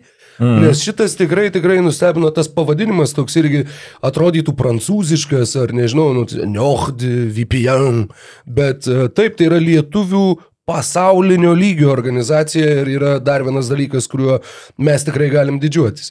Bandžiau patikrinti vieną dalyką, bet neturim tiek laiko, bet galėjau pridėti vieną faktą, kurio jau dabar nerasiu. Tai su mūsų nuoroda nordvpn.com/basketnews gausit 4 mėnesius papildomai prie 2 metų plano. Labai geras pasiūlymas, pasinaudokit, atrakinkit pasaulio turinį, prisijungę į skirtingas lokacijas, gausit visokių įdomių dalykų. Tai pavyzdžiui, tą pačią Čempionų lygą pasižiūrėt, kitas rungtynes YouTube kanale. Tai taip.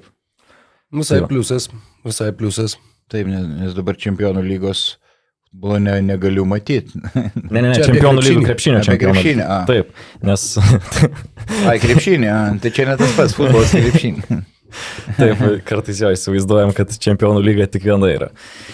Taip, gal sugrįžtam tada prie krepšinio reikalų, trumpai palieskim, pirmąją pergalę pasiekė Mažeikių Ambaskė Delamaud vakar.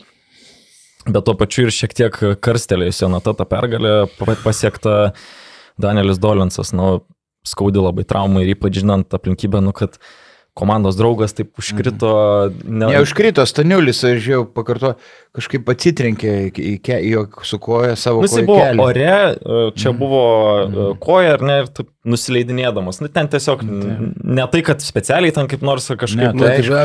Specialiai atvirą lūžį komandos draugui, nes tiesiog buvau piktas. Ne, ir aišku, aš nežinau, ar ten buvo atviras lūžis, bet iš reakcijos tai iš tikrųjų taip ir atrodė. Nes Dolinsas tiesiog nukritęs, pradėjo rėkti, bet kai tu matai, kad tas rėkimas yra net ne iš skausmo, o yra labiau iš šoko. Ir jisai laiko tą savo kelį, jisai jį paleidžia, viską juodas aptvaras tas laiko, bet jis paleidęs, jo akis dar labiau paklaiksta, nes ten aiškiai kažkas nesilaikė, kažkas buvo kažkur kraupiai išlėkė iš tiksliai diagnozė dar nežinom, ar ne? Dar nežinom. Aš galvoju, kad išsinėrė, būna, kad išsinėrė tas kelias. Sakė, dar papildomi tyrimai kažkokie bus daromi, kiek šiandien žinau. Bet turbūt visam sezonui jau iškrito. Jeigu pats net negalėjo bent atsistoti, rankom pakėlė ant neštuvų. Tai Keltinavičius sakė, kad Žagarą dar bent, žinai, išnešė va taip pat su pagalba, o čia tu tiesiog ant neštuvų išveži. Čia reikia tikėtis, kad žmogaus karjera nesibaigė po va tokio epizodo, nes tokie epizodai yra tikrai siaubingi. Ir, sakau, didžiausias stiprybės jam, aišku, nei jisai išgirs, ką mes išnekam, nei ką, bet taip sakant, mintimis į visatą galim nusiųsti to palaikymo, nes, labai gaila. Vis tiek atvažiavo žmogus jau 30 į Lietuvos krepšinio lygą, visą karjerą faktiškai praleidęs ten Suomijos 1-2 lygoje. Galėjo čia irgi kabintis, galėjo kažkaip tai dar bent jau tam pačiam LKL, dar gauti kitiem metam kontraktą kažkur. Ir dabar klausimas iš vis, kaip atrodys jo tolimesnis gyvenimas. Tai labai liūdna. Mane šiek tiek kitas dalykas nuliūdino, tai toks, nežinau, nesupratimas, kas vyksta, kai įvyko ta trauma. Taip paskelbtas taimautas, bet išeina šokėjas šoka, akrobatai daro flipus, kas čia dabar darosi, biškai reaguokim į situaciją, kad aš suprantu, kad ta prasme yra turbūt pagal kažkokį, nežinau, protokolą ar pagal renginio planą surašyta, kad po kiekvieno taimauto šokėjos turi išeiti kažkokį dalyką atlikti, bet reaguokim į situaciją, žmogus guli dabar, kodėl mes turim dabar tokiam fone čia kažkokią linksmint žiūrovus. Tas yra iš kitos pusės, žinai, gal tiem žiūrovam, kurie, pavyzdžiui, pamatė tiesiai, kas tenai nutiko, jiems truputėlį numuša bent kiek tą įspūdį, bet aš irgi pilnai pritariu, daug kas piktinosi tuo, kad būtent, kad to, sakykime, takto nebuvo parodyta, nebuvo pajausta kokia tai akimirka ir jo, atrodė taip makabriškai mažumėlė tas toks puota per marą. Na ir to pačiu plojimai Švyturio arenos publikai, kad gražiai išlydėjo, paplojo ir tas pats Dolensas paplojo, kai jį išvežinėjo žiūrovams. Tai... Labai buvo, širdį palėtėm, suvirpino. O šiaip apie Mažeikių pirmą pergalę, džiugu dėl komandos iš tikrųjų, kad taip, pagaliau nesulūžo. Ir Dolensas iki traumos gerai atrodė, pataikė svarbių metimų ir nesulūžo Mažeikiai. Gecevičius, Trajakų privarė 4-6. Bet dar pakalbėsim apie visiškai kiaurą Neptūno gynybą. 31 taškas praleistas. 4 kėlinį prieš Mažeikius. Gecevičiui leidžiama mėtyti faktiškai laisvam. Tiesiog, be komentarų. Tai čia. Ir paskutinis epizodas, koks nesusipratimas, kai Jomantas vienas... Mačiau, Pacevičius trukdė išmetančiam užžybį žaidėjų. Pacevičius, taip. Paleido jo, tai jie tarpusavį tiek nesusikalbėjo per minutės pertraukti, tai kas tada Jomantą pasaugo. Ramiai nubėgo, veteranas iš pakrepšio baigė rungtį. Tai rodo gal kažkokį ir trenerių sutrikimą ir daug sirgalių jau reikalauja Brazio skalpo, atrodo, kad ir treneriai šiek tiek sutrikę. Jau kalbėjom, kad Mindaugui Brazio, kuris turi didžiulį žinių bagažą, bet trūksta charizmos, tikrai trūksma griežtumo, gal emocijų ir jis gali, klausimas, suvienyti komandą ir suburti vieną kumštį, tai klausimas atviras. Aš gal pastovėsiu už Brazį šitoje vietoje. Atsistok. Aš labai noriu pastovėti už Mindaugą, nes man atrodo, kad kažkas nedadirba su fiziniu pasiruošimu pastaraisiais metais Neptūne, nes pastoviai komanda neturi 1-2 žaidėjų. Buvo Girdžiūnas, dabar Gipsas, dar velniai žino, kas vėl gali iškrist. Tiek ir pernai prisiminus situaciją, labai sunku suprasti tą traumų situaciją pastoviai Neptūne, kurie, negali tiesiog išlikti sveiki ir kaip treneriai tada... Kaip Prienuose būdavo kažkada. Bet čia, yra dar vienas niuansas. Yra 4 komandos, sakykime, LKL, Žalgiris, Rytas, Lietkabelis ir Vulfsai. Tai jas galima atidėti į šoną, bet visos likusios komandos kasmet sako, blemba, Neptūnas turi tokią sudėtį. Jie ir biudžetą turi, ir miestas yra, puikus, tu tik tai žaisti tą krepšinį prisikviestų žmonių. Lietuviai yra pajėgus, lietuviai yra patyrę, išmanantys lygą, visą kitą. Ir jie kaip flopina, taip flopina. Kaip jie nepakyla, net ne tai, kad aukščiau bambos, jie visą laiką žaidžia žemiau lūkesčių. Jau kelinti metai iš eilės. Ir čia ir treneris dirba 2 sezoną, tas laikosi jau ne 2 sezoną. Ir tada irgi klausimas, į ką tie žvilgsniai turi krypti, nes kažkaip tiesiog... nusivylimas. Ir taip tęsiasi. Ir jie, nežinau, sužaidžia prieš geresnės komandas aukštesnių lygių, pakovoja, garbingai pralaimi tik tai keliais taškais ir tai yra pikas, ką jie gali pasiekti. Ir, kažkaip, žaidžiant su, sakykime, savo lentynos ar netgi žemesnės lentynos komandom, jie niekada nežaidžia taip gerai, kaip jie galėtų ar netgi turėtų žaisti. Ir, kur yra ta problema? Man irgi būtų labai įdomu sužinoti, kaip ją apčiuopt, kaip ją išgyvendinti, nes, kaip laikos, taip ir laikos. Dabar galim kalbėti. Gerai, 2 labai panašaus tipažo vidurio puolėjai. Labai panašaus. Tiesiog atrodo kaip vienas ir tas pats žaidėjas, žinai. Tu neturi kitokių pasirinkimų. Tu gali Lambrechtą leisti vidurio puolėjų kaip po kitokį pasirinkimą kitom taktiniam schemom.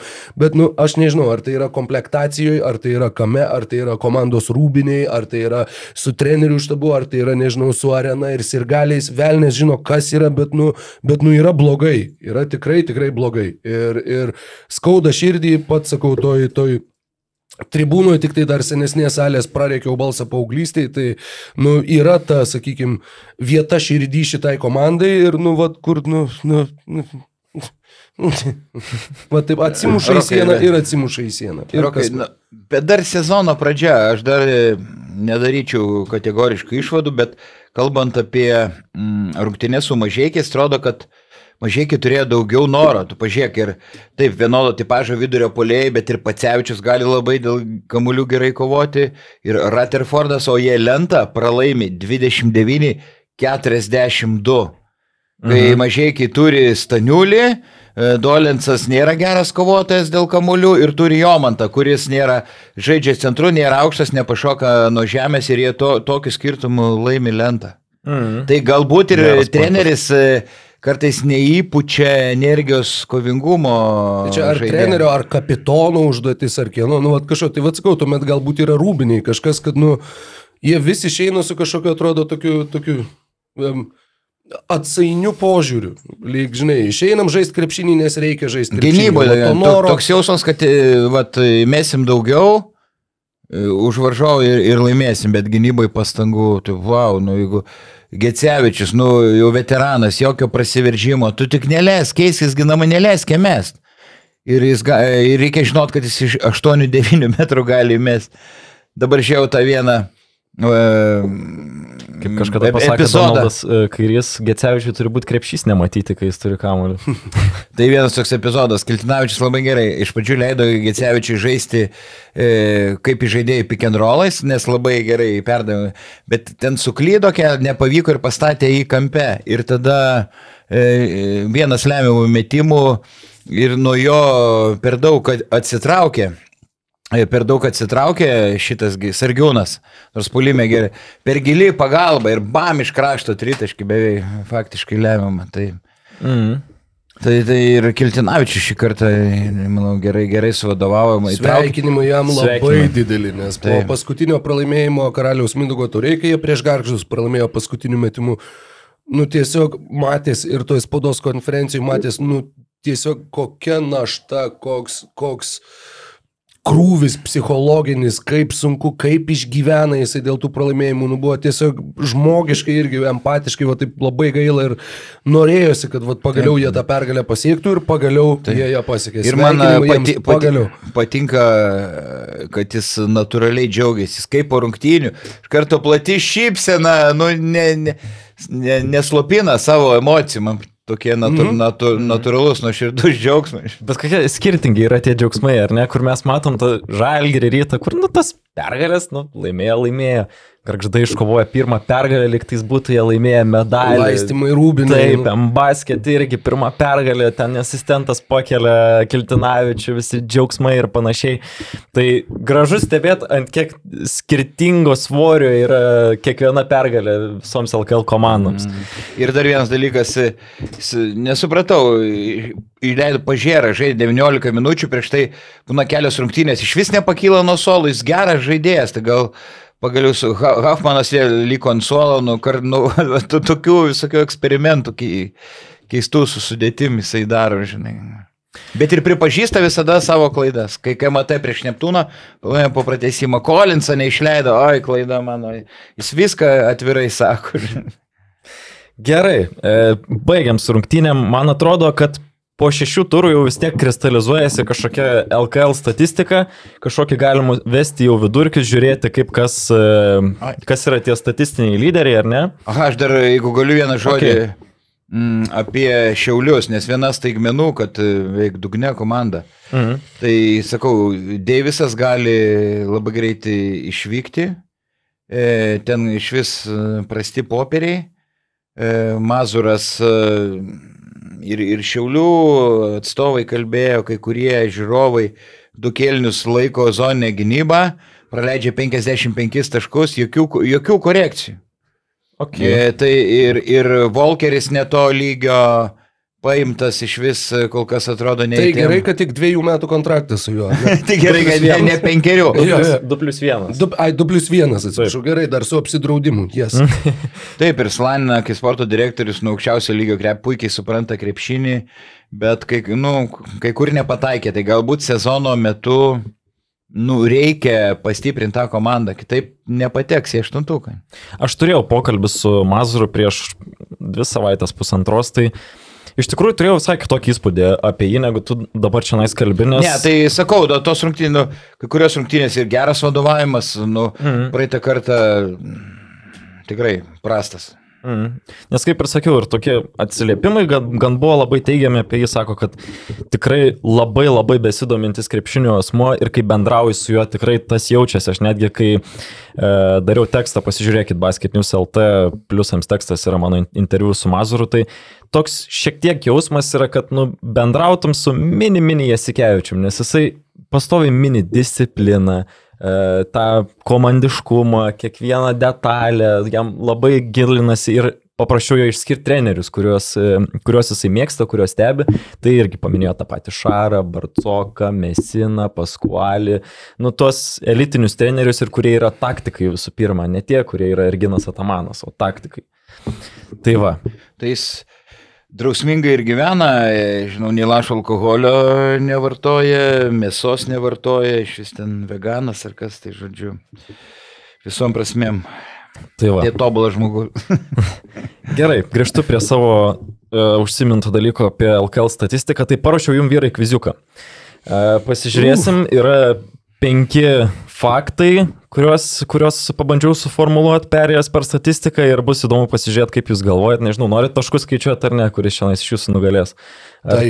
Nori įveikti Vaidą Čeponį? Žinoma. Ne, aš bijau, aš gal... bendrai antrą vietą vis tiek užimsiu. Tu neskaičiuok, aš skaičiuosiu viską.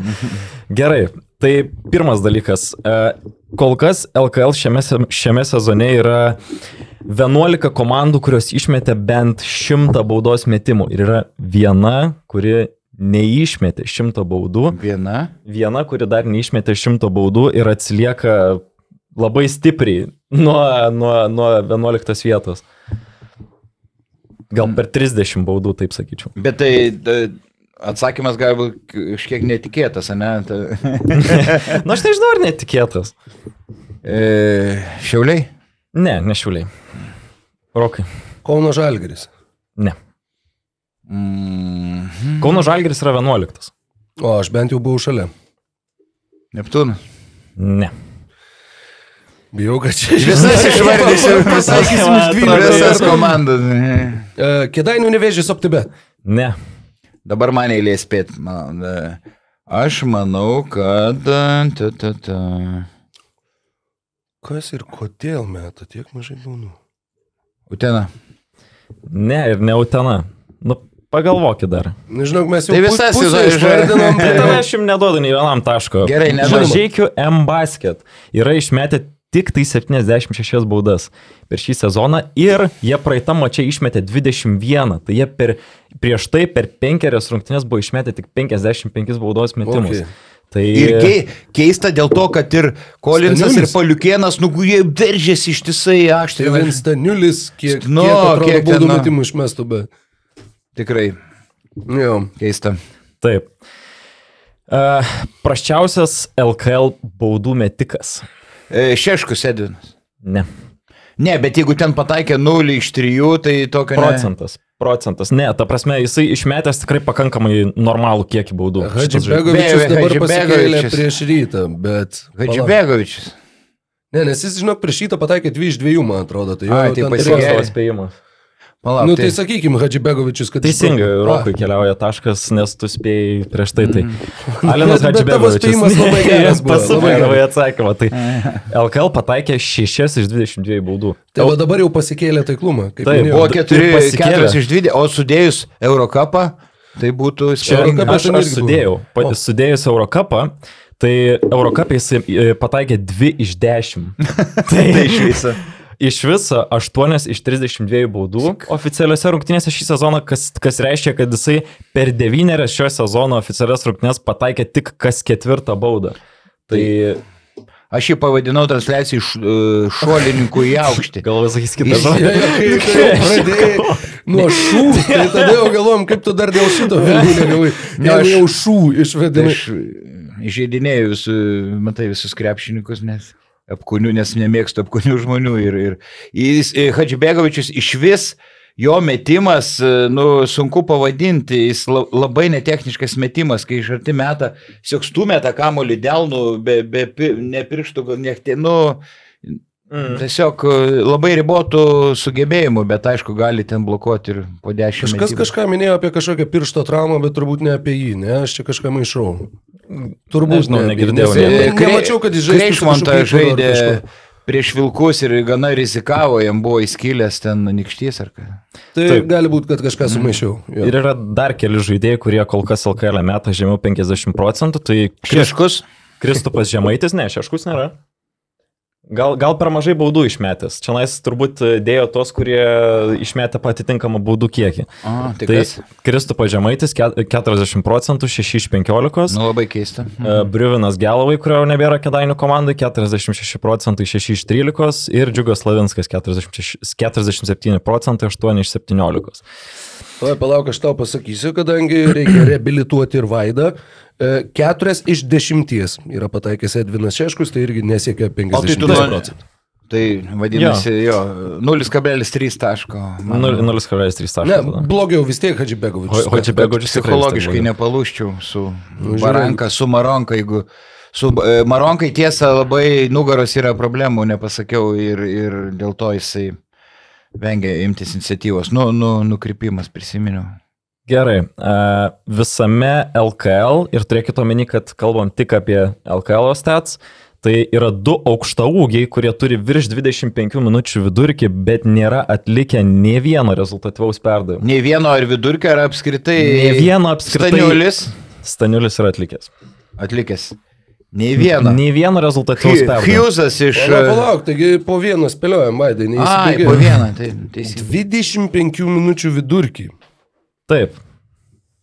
Bet nežiūrimi kompą. Nežiūrimi kompą. Aš žiūriu į turnyro lentelę. Tai irgi palengvina, tada aš irgi atsidarysiu. Čia greičiausiai reikės kažką pasufleruoti. Turnyro lentelę į komandų sąrašą ir galvoju, kas tenai tiek gali žaisti ir nebūtų atlikęs nei vieno. Vinio Kuo. Yra atlikęs. Gerai. Dabar mano, ne? Bet čia, kurie sužaidė, tarkim, Gagičius ten vieną mačą sužaidė, neskaito, ne? Tokie. Tai Gagičius, man atrodo, neturi 25 minučių vidurkį. Tai nėra atlikęs ne vieno perdavimo. Vinio Okuo turi vieną rezultatyvaus perdavimo vidurkį. Beniušis. Beniušis irgi yra atlikęs bent vieną rezultatyvų perdavimą. Turėkite omeny, kad jie apskritai niekarto nėra asistavę komandos draugui. Niekarto. Nu tai jo, tai mes taip ir įsivaizduojam. Tai reiškia, kad jie neturi nei vieno asisto. Taip. Pasufleruosiu. Vienas žaidėjas yra sužaidęs LKL 2 rungtynes. Ai, ne visas, ar ne? Taip. O kitas 5. Ir tai yra antros turnyrinės lentelės. Kadimas Džekas yra vienas iš žaidėjų, kuris nėra atlikęs nė vieno rezultatyvaus perdavimo.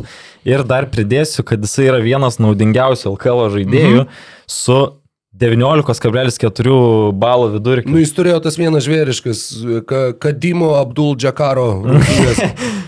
Klausyk, dabar man spėta, ne? Jau. Taip. Tai... Gal Pacevičius nesakiau, ne? Pacevičius, ne. Tik 2 rungtynės sužaidęs LKL, kol kas yra mūsų plačiai aptartas Wardas. Teisingai, Nikolas Wardas irgi LKL netliko nei vieno rezultatyvaus perdavimo. Dėl to sakiau atsižvelgt, nes KMT rungtynės jis atliko 3 rezultatyvius perdavimus, tai o LKL... Aš apie tą ir pagalvojau, bet tada buvo, kad blemba tikrai atsimenu, nes aš komentavau tas jų KMT rungtynės ir kad dar man įsiminė tas, kad jis visai neblogai dar ten vertino situacijas. Keistai, jis gali nusimesti kamuolį ir... Jie labai stipriai dvigubino Mažeikiai, ultra agresyviai nuo pat pirmų minučių buvo, kad tiesiog vos jis gauna kamuolį, bet kur iš karto 2 žaidėjai prie jo. Ir jisai gražiai tenai ir nežinau, ir nuo žemės tuos tokius įkertantiems žaidėjams porą. Nu jo, o po to tas kitas dar atlieka tą ledo rytininko perdavimą ir jam nesiskaito. Bet tenai ir buvo, tose rungtynėse jis ir atliko 3 rezultatyvius perdavimus, apie kuriuos mes čia kalbėjom. Dar turi? Turiu. Visų laikų rekordai. Tai čia Rokas atsakė. Vienas žaidėjas šį sezoną jau spėjo atsidurti, taip gal formuluočiau, šalia visų laikų antirekordo. Flirtavo su visų laikų antirekordu. Pagal klaidas? Pagal gautus blokus. Jisai liko per vieną gautą bloką nuo, kad būtų lygiai su dar 2 žaidėjais, kurie yra gavę... Per visą ar vidurkį, ar iš viso skaičius? Vienose rungtynėse, kiek gavo blokų. Ai, per vieną rungtynę? Taip. Collinsas daug gauna blokų. Ne Collinsas. Galiu pasakyti, kad rekordą dalinasi Jordanas Williamsas praėjusiu metu Prienų aukštaūgis bei Rokas Gustys. Kai žaidė Utenoje, jie abu yra gavę po 6 blokus. Tai jeigu buvo arti, vadinasi, vienas žaidėjas šį sezoną gavo 5 stogus. Nu, Rokai, saky. Tai jau pirmauja ir taip, sakyk beleka. Martynas Pacevičius. Labai arti, tame regione esi labai arti. Palauk, tai tame regione. Tai dabar aš, ne? Aukštaūgis. Staniulis. Ne. Tommy Rutherford. Taip, teisingai. Tommy Rutherfordas rungtynėse su Šiauliais, taip. 5 gauti blokai. Pavelkos blokai ir vad galvoju, arba Furmanavičius, kai sudėjo 7, nes tokios turėjo būti rungtynės su daug blokų, arba Pavelka. Ir Pavelka žaidė prieš Neptūną, kai jie laimėjo, išdalino daug blokų. Good logical thinking. Ačiū smegenys. Ir dar verti paminėjimo, sakyčiau, tai Arnas Butkevičius, 8 perimti kamuoliai buvo vienose rungtynėse šį sezoną, tai jisai daugiau kartų buvo padarę perimtų kamuolių tik 6 žaidėjai istorijoje ir jau tavo minėtas Justas Furmanavičius 7 blokais, tai irgi daugiau buvo padarę taip pat tik 6 žaidėjai. Ir Lovre Bašičius su -9 naudingumo balų. Taip. Pasitaisė, man atrodo, jis ten tose rungtynėse nebaigė su -9, bet vienu metu turėjo įspūdingą skaičių. Dar turiu porą, čia jau turėsit šiek tiek galvoti kaip aš suprantu, kas yra centras. Tai daugiausiai rezultatyvių perdavimų atliekantis LKL centras. Vidurkis. Nu, aš pirmas, ne? Galiu spėti. Taip. Dabar šiuo metu, ne? Taip. Aš žiūrėjau basketinių sistemoje, kad būtų bent jau parašyta prie jo pozicijos C. Aha. Daugiausia rezultatyvių perdavimų atliekantis Marelį. Ne. Ieškoju tiesiog Huskičiaus. Kas yra Huskičiaus? Aš turiu vieną spėjimą, kur labai tikiuosi, jeigu pataikysiu labai savimi didžiuosiusis, Ivan Vraneš. Teisingai, Ivanas Vranešas. 2,3 rezultatyvaus perdavimo, KMT tarp kitko per 2 rungtynes 4,5 išdalina. Tai toks kuriantis centras. Ir artimiausi jo konkurentai Michaelas Hughesas su 2,17. Ir su Marelija buvo irgi tame regione. Taip. Giedrius Staniulis ir Gabrielius Maldūnas po 2 išdalina. Tai vis tiek baranką surinksiu. Ar dar klausi? Ar dar turi vieną? Ir paskutinį užbaigimui. Daugiausiai kamuolių atkovojantis LKL gynėjas.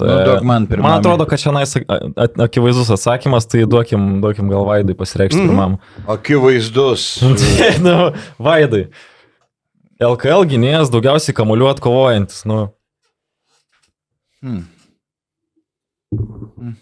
Tikrai žinai. Tu galvoji, čia lengvas klausimas? Aš tai manau, kad jisai tikrai gynėjas. Bent jau matant taip, kaip ta komanda žaidžia ir kiek jisai turi kamuolio. Gali 3 numerių žaisti? Gali 3 numerių žaisti. Tai Beručka? Ne. Wow! Žiauru. Wow! Aš nuo kėdės nenukritau. Wow! Okay. Jailenas Scottas. Taip, Jailenas Scottas 7,17. Nu tai kad jis gynėjas. Jisgi žaidinėja kamuolį dažnai. Taip. Tai žaidinėja. Žaidinėja, kur traumuota. Aš net jis man kaip 3. Jisai basketinių sistemui pažymėtas kaip 2-3. Tai basket news. Taip.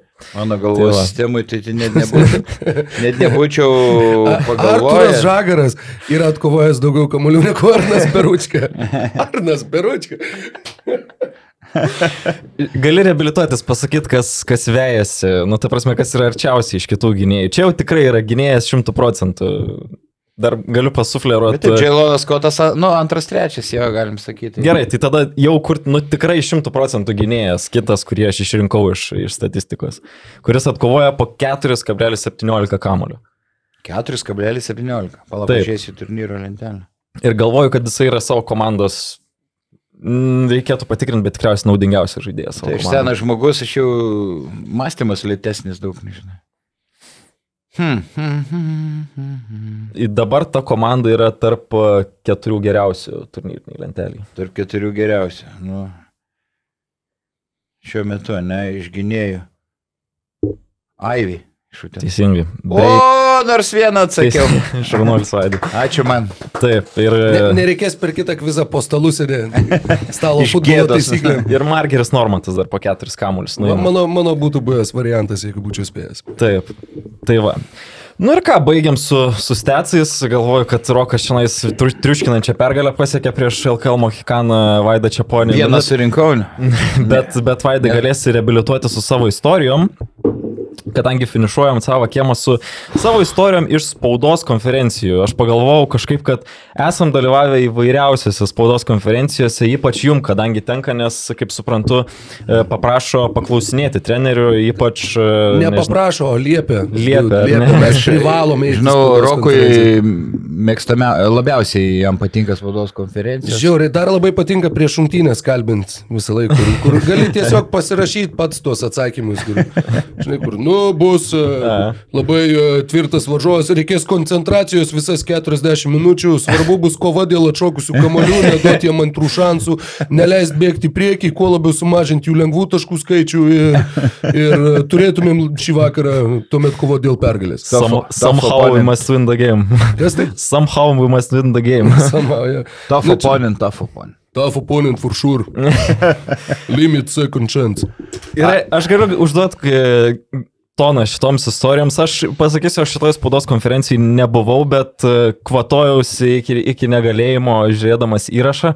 Man atrodo, nei vieno iš mūsų tenais nebuvo. Tai kai Ramūnas Cvirka su savo sūriais, kai įvyko ta legendinė spaudos konferencija, kur ateina atsisėda Ramūnas Cvirka į kėdę ir kažką tenais pajudino, Rambino sūriai išdėlioti priekį, nuvertė ir savo išliejo visą. Prie ko, kam čia tie sūriai pridėta, kas čia?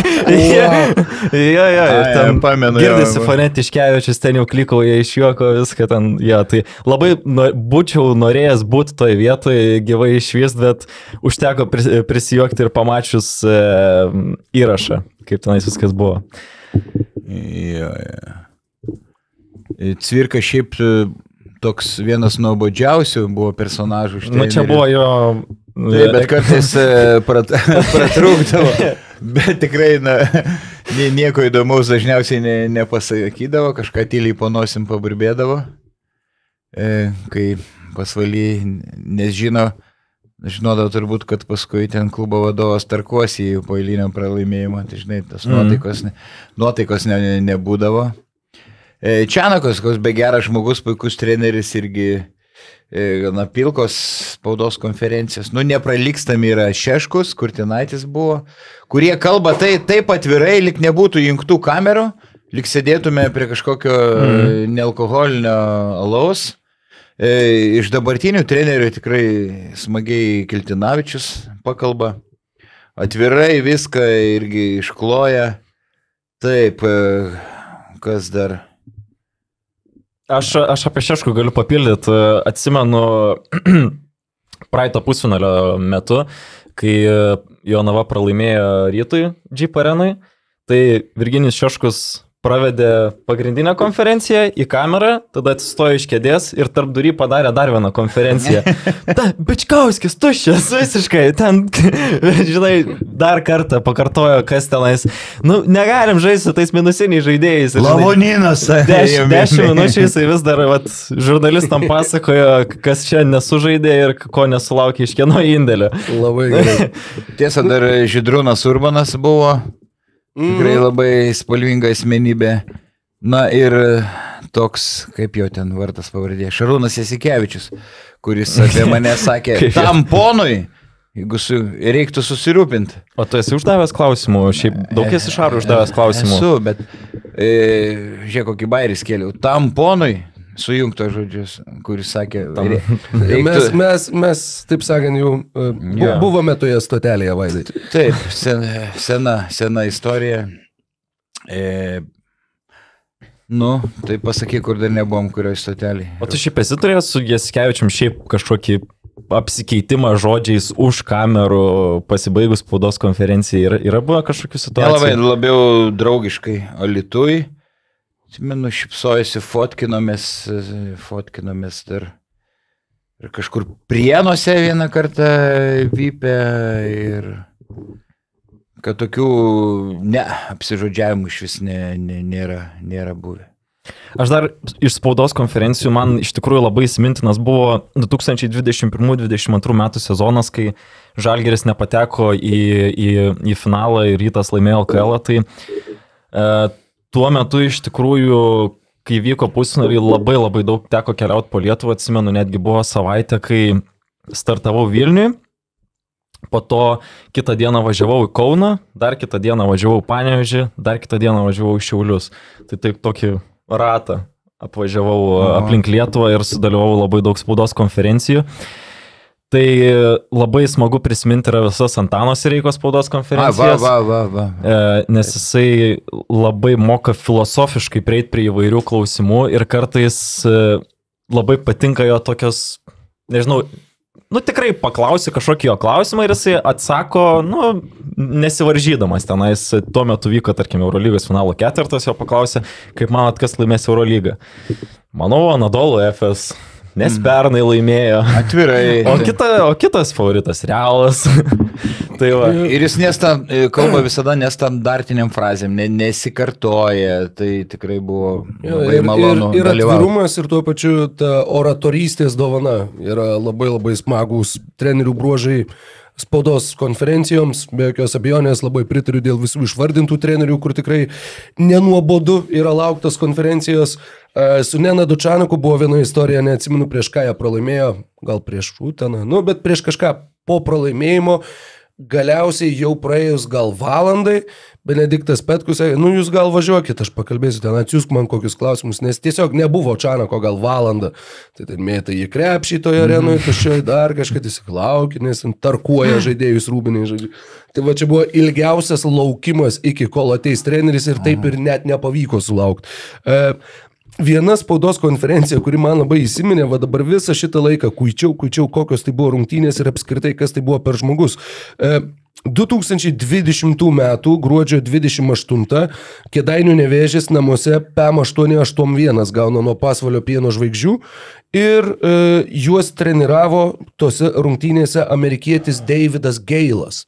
Taip. Kuris ten epizodiškai gal poroj rungtynių ir tai dirbo gal ne tik tai vienose, bet jis toks iš New Yorko valstijos kilęs, berods iš paties New Yorko miesto, ten NCAA kažką treniravęs, ten jis dirbo asistentu, berods jie Marių Kiltinavičių tuo metu atleidinėjo, gal buvo tas sezonas, kai jie atleido ir vėliau vėl susigražino, bet, žodžiu, buvo tos vienos rungtynės, kur juos sutaršė visiškai ir toks, ką čia bešnekėsi, ir atsimenu, kad irgi ten viršui vyko tas spaudos konferencija Kėdainiuose, spaudos konferencija, sėdi tu ir sėdi tas treneris, ir mes su juo prašnekėjom, aš nežinau, gal 20 kokias minučių, tai buvo ilgiausia spaudos konferencija gyvenime, va toks ilgiausias pokalbis, nes kažkaip tai taip natūraliai iš kalbos, kad žinai, kaip čia jums tas europietiškas krepšinis, kaip čia kažką, ir jis tiek įsijautęs nuoširdžiai pasakojo, kad net įtraukė ir patį dar klausinėt kažko, ir dar su tuo tokiu niujorkietišku, tokiu biškiai itališku, žinai, gestikuliuojančiu stilim, geirara jie.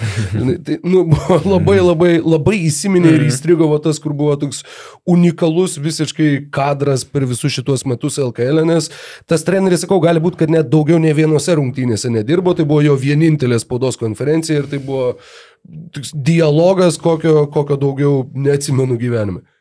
O šiaip ilgai vyksta tos, Vaidai, tu čia gal prisiminsi, ar ilgai vyksta, yra ta praktika, kad vykdyta apskritai spaudos konferencija po rungtynių LKL? Anais laikais taip nebūdavo, būdavo po svarbiausių kažkokių rungtynių, tokios tvarkos kaip dabar po kiekvieno mačo, net ir Citadelė KMT pirmame etape yra spaudos konferencijos. Taip nusprendė lygos vadovai. Aišku, kurios konferencijos nuobodžios, nieko nepasako tie treneriai, bet aišku priklauso ir nuo klausiančiųjų žurnalistų, kokius jie klausimus. Žinai, dar pavyzdžiui, nuo ko labai priklauso, nuo atstumo, kurį komandai reikia važiuoti namo. Jeigu nežinau, kokia Utena žaidžia Klaipėdoje po rungtynių, visada treneris sakys, kad gal galim biški trumpiau, nes mums dar laukia belė kiek namo važiuoti. Tai va tas irgi turi įtakos, sakykime, namų komandos treneris dar ypač jeigu komanda laimėjo, tai dažniausiai jis pašnekės kažkiek ilgiau natūraliai, o svečių, ypač jeigu tu pralošiai, tau ten iš vis nesinori būti. Būna, kur, pralošiai, bet ten buvo kažkas pozityvaus ar panašiai, nežinau, garbingai sukovojot ten su kokiu Kauno Žalgiriu Kaune. Bet būna tų rungtynių, pavyzdžiui, kur jis subaladojo žiauriai ir kur yra kančia tam treneriui, kančia yra ir tam, kas kalbina, ir ten kas žiūri, nežinau, gal ten kažką įdomaus ir pamato. Tie, kam reikia išrašyti kažką po rungtynių, kad po rungtynių treneris teigė, jog, bet tai toks net nesizifo darbas, net nežinau kaip pavadinti, bet, kartais būna tas, kur supranti, kad visiems tame procese dalyvaujantiem tai yra tiesiog kančia.